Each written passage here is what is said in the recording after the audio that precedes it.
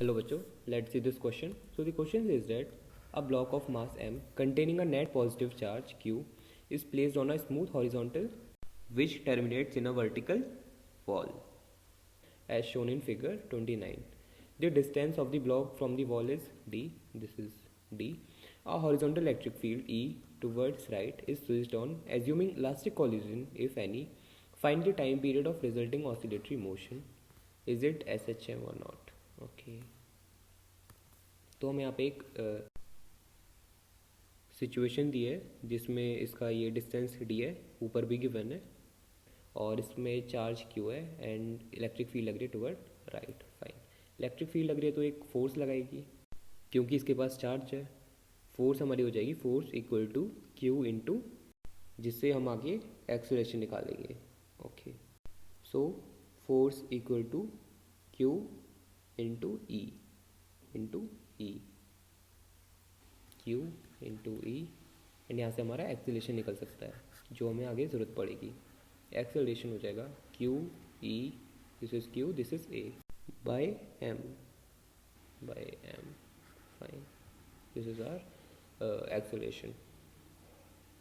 अब हमें टाइम बताना है क्योंकि इन्होंने बोला है हमें टाइम पीरियड बताना है, यानी कि हमें यहाँ से यहाँ तक का पहले टाइम चाहिए क्योंकि जितना यहाँ से यहाँ तक टाइम लगेगा उतना ही वापस जाने में यहाँ से यहाँ तक टाइम लगेगा.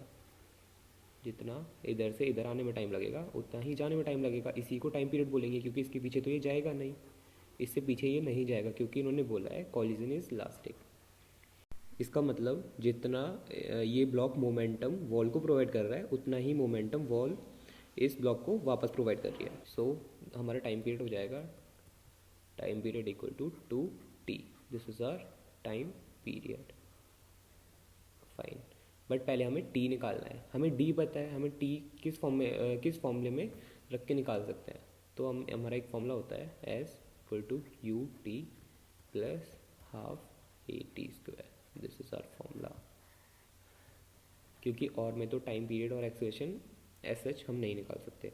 हमें एक्सेलरेशन पता है, टाइम पीरियड निकालना है, एस पता है.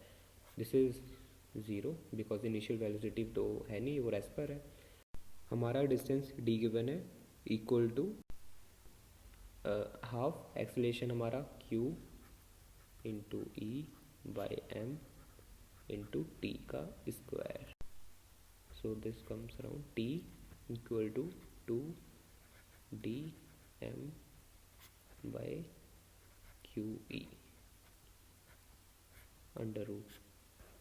Fine. This is R small T, यानी कि यहाँ से यहाँ तक जो टाइम लग रहा है वो ये हमारा स्मॉल टी है. फाइन. एंड हमारा टाइम पीरियड था कैपिटल टी इंटू 2t, मतलब T equal to 2 into 2 D M by Q E which comes around 8 D M by Q E. This is our capital T और time period. So हमारा time period आ गया. अब इन्होंने एक statement और बोली है कि ये एस एच एम है या नहीं.